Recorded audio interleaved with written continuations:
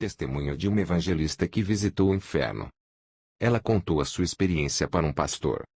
Ouça atentamente o relato da sua experiência de ir ao inferno, para que você, pregador e pregadora da palavra de Deus, cantores e cantoras, irmãos e irmãs em Cristo Jesus, venham a se consertar com o nosso Senhor e Salvador Jesus Cristo, e não venham a cair nesse lugar de tormento eterno. Por favor, ouça atentamente esse relato. Eu me deixei ser chamada por serva do Senhor. Escute isto.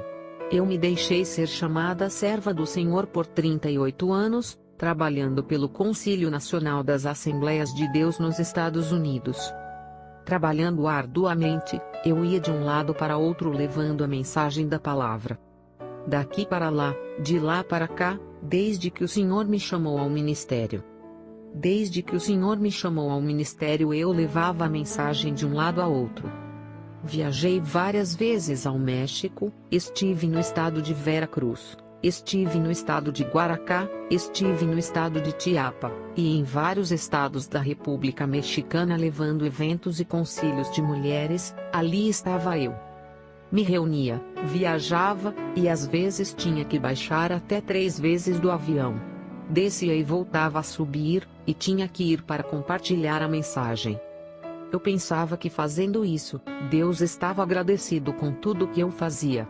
Eu pensava que Deus estava agradecido, pela forma com que eu me movia de um lado para outro levando a mensagem. Muitas vezes, eu pedia para que o Senhor me mostrasse onde nós iríamos viver.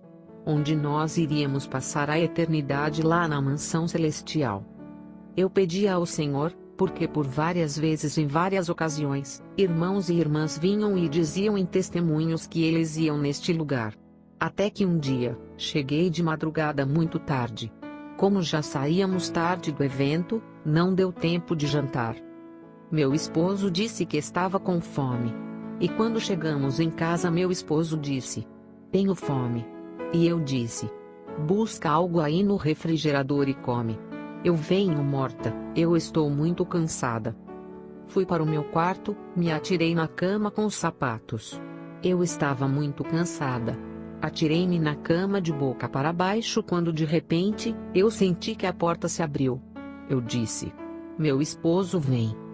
Eu escutei uns passos que lentamente chegou perto da cama. E quando chegou ao lado da cama, me falou com uma autoridade. Eu comecei a sentir que não era o meu esposo. Então me disse: "Ana, levanta-te." E quando me disse: "Ana, levanta-te", me levantei. E ele me disse: "Vem comigo, porque hoje vou te mostrar onde passarás a eternidade. Vou te mostrar onde irás, se a morte te surpreender agora mesmo." Então ele agarrou as minhas mãos, e começamos a baixar. A minha surpresa, foi que eu pensei que iríamos subir aos céus. Eu pensei que iríamos subir. Mas a minha surpresa, é que não começamos a subir, mas começamos a descer, descer, e a descer. E havia uma escuridão enorme. Aquela escuridão era enorme. Se corria uma cortina de escuridão. Só havia a luz do esplendor do Mestre, que me levava agarrado em minhas mãos. Eu não podia soltar. Comecei a fazer força, porque sabia que iria ao inferno. E comecei a dizer: "Senhor, eu não posso ir nesse lugar." E ele ficava em silêncio, não me dizia nada, absolutamente nada. Somente me agarrava nas mãos fortemente. E seguimos descendo. E fomos baixando. E íamos baixando, até chegarmos ao coração da terra.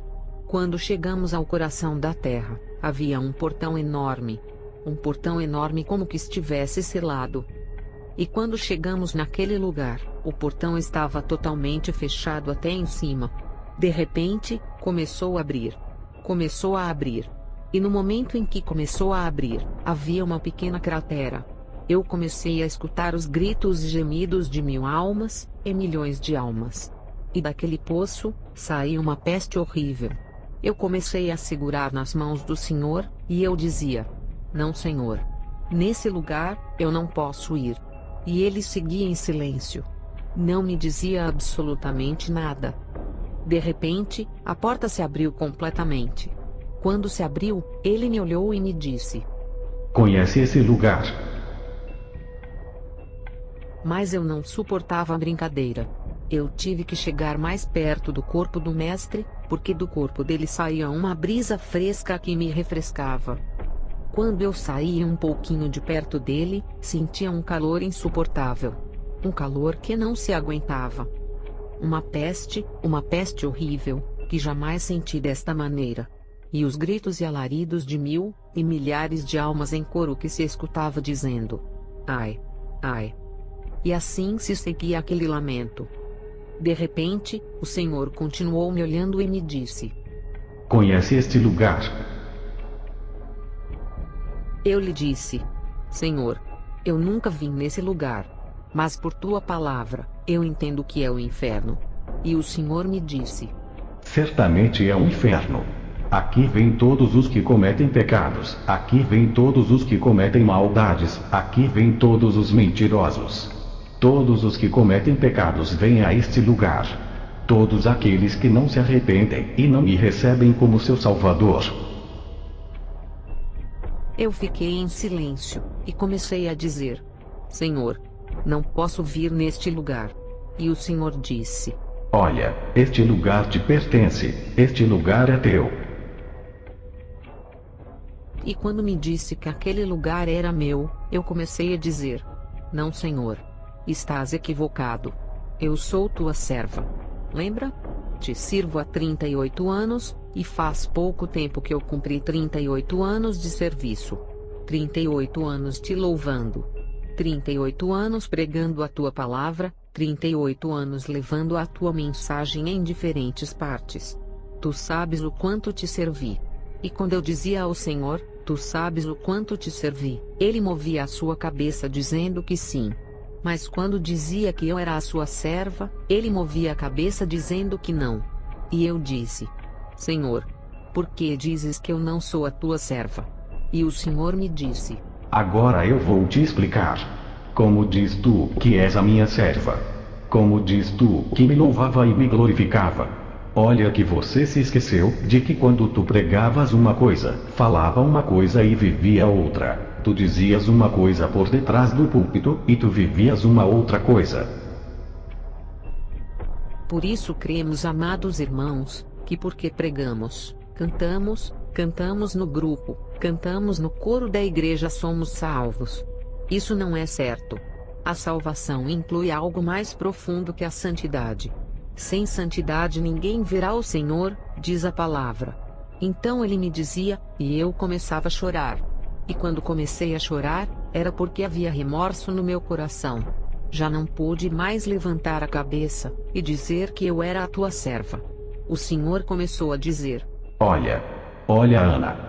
Eu gostava como pregavas, eu gostava de como tu ias de um lado para outro levando a mensagem, gostava porque você levava a mensagem daqui para lá, isto me agradava, mas você falava uma coisa e vivia outra. Ele continuou a me dizer: Olha, Ana, eu quero te mostrar algo. E de repente se pôs um telão, assim como se estivesse sendo transmitido em um disco ali. Eu via nessa tela uma prostituta. Como vivia uma prostituta. Ele me dizia: Olha, Ana, olha essa prostituta. Olha essa prostituta e olha agora como é que você subia nos altares. Irmãos, certamente às vezes eu subia no altar para pregar com calça comprida. Eu subia para pregar com shorts. Subia para pregar com saias longas, mas rachadas até em cima do joelho. Às vezes, eu subia para pregar com blusas decotadas, nada mais que um véu em cima para tampar. Eu olhava na tela, assim subia eu. O Senhor começou a dizer: Como tu dizes que é a minha serva?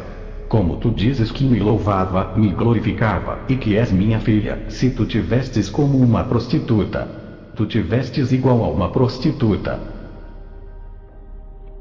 Muitos de vocês podem dizer agora: irmãos, isso não é possível. Eu quero que escutes bem. E ele continuava a me dizer: Você se lembra que eu te dei um cabelo longo? Lembra, Ana, os cabelos longos castanhos que te dei? E tu cortaste e pintou de diferentes cores. É certo, irmãos. Eu havia cortado os meus cabelos e havia pintado. Às vezes, eu andava 6 meses com uma cor, e outros 6 meses com o cabelo de outra cor. E eu chegava na igreja. Meu pastor me dizia: "Olá, irmã Ana. Que bonito esse look. Ficou precioso." Eu pensava que, como agradava ao meu pastor, eu também agradava a Deus. A Bíblia nos diz que estamos aqui para agradar a Deus, e não para agradar aos homens. Esta noite, pode ser que isso seja duro, mas o Senhor me dizia: Olha, Ana, o que eu mais demando no meu povo é o vestuário. Eu demando do meu povo o vestuário, e olha como anda o meu povo. De repente começou a me mostrar como as pessoas iam nos bares, nas boates, como iam nas discotecas, e nos lugares de rock. Como entravam ali nesses lugares, as jovens de saias curtas, calças apertadas que pareciam que haviam colocado 3 em 1 para poder vestir. Com saias e shorts cortados até em cima, e via como entravam nas boates e centros noturnos. E o Senhor me mostrou e me disse: Olha e veja como anda o meu povo da mesma maneira. Da mesma maneira, assim como entram nas boates, assim entram nas igrejas.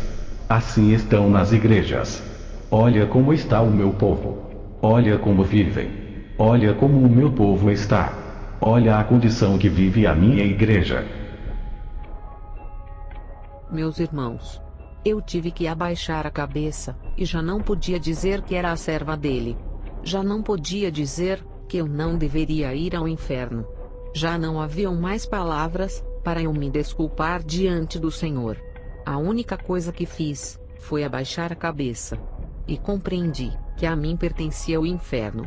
Comecei a sentir vergonha, e o Senhor começou a dizer: Você se pintava igual a uma prostituta, e eu quero te dizer que o meu povo tem que ser diferente. De 10.000 no mundo, um tem que ser diferente. Aquele que louva e dá glórias ao meu nome, porque o meu povo tem que fazer a diferença. E nesse momento, o Senhor começou a caminhar para dentro daquele lugar, e perto daquela cratera, diante daquele poço profundo que havia, onde saía uma fumaça que pesteava a enxofre.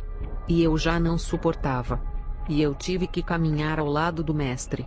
Ele começou a me mostrar: Irmãos, tudo ali é vermelho vivo. Ali, não há descanso nem de dia nem de noite. Tudo ali é um calor insuportável. Ali, tem um cálculo de 3.800 graus de temperatura. Não tem como suportar. Se cair um pedaço de ferro, derrete.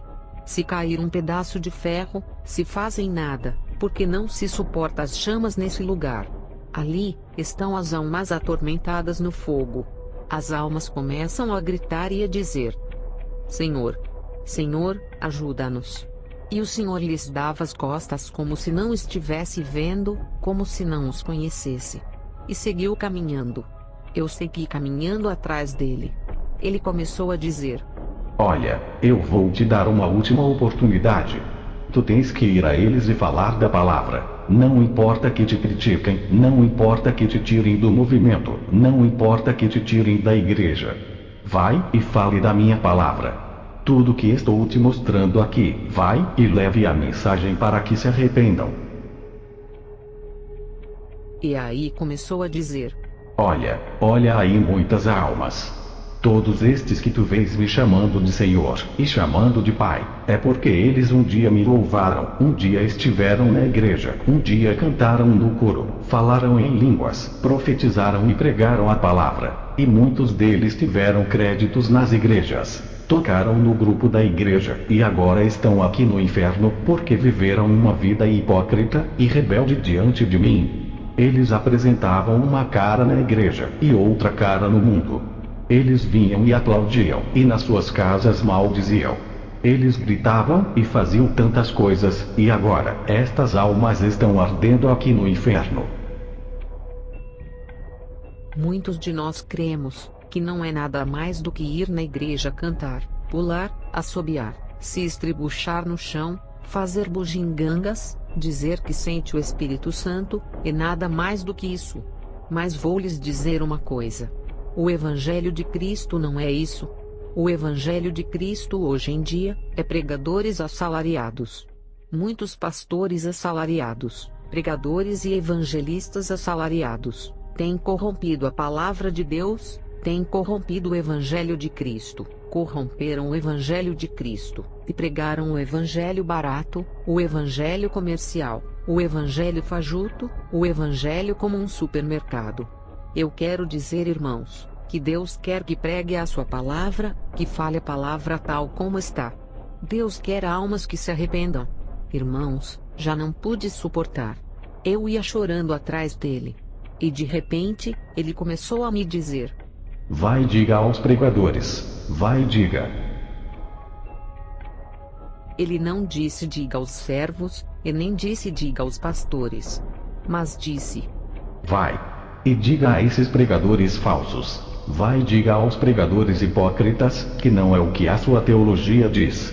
Que não é o que eles dizem, é o que a minha palavra diz, que pregue tal como ela está. Que eles falem tal como está, não importa em quem doa, não importa quem saia, não importa quem não goste.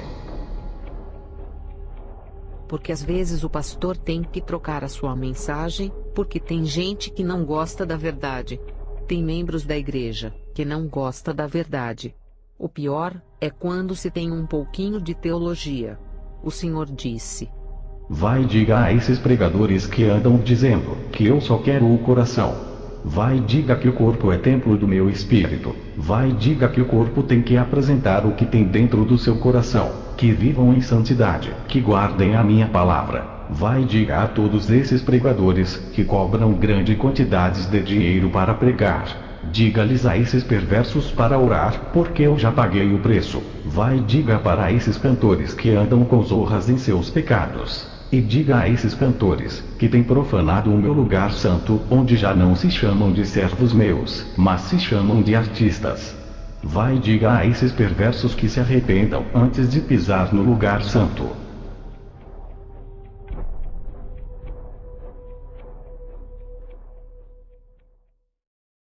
Testemunho de uma evangelista que visitou o inferno. Ela contou a sua experiência para um pastor.